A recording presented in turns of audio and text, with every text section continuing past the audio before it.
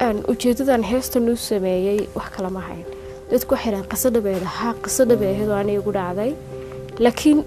qasada dhabta deetan buu ku qortaan oo isku daweyn karay iyadoo guriga waan ku haysan karay laakiin sababta keentay inaan fanaanin u keeno inaan yacni dadka u soo gudbiyo waxa ay ahayd waxa jira fikrado inagu dhaxnool laakiin dadka qaarkii khalad ku ah tusaale ahaan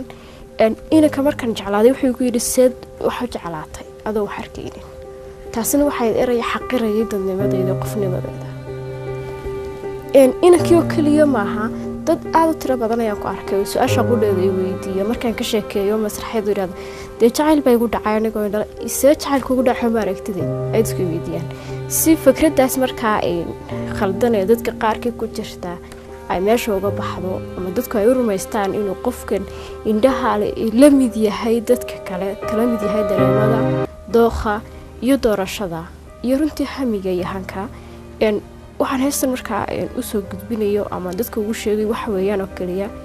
in ay dadku ogaadaan qof indhala iyo qof indha qaba in ay ka sameeyeen dooqa iyo dareenka inuu wax jeclaan karo waxna nici karo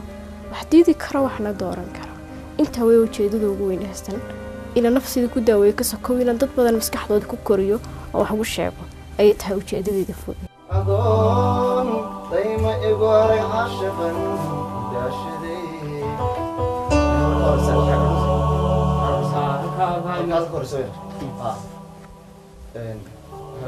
أني قوم كتيدي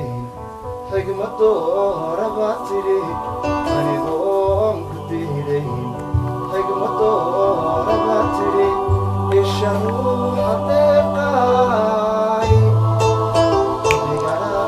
عبد الرحيم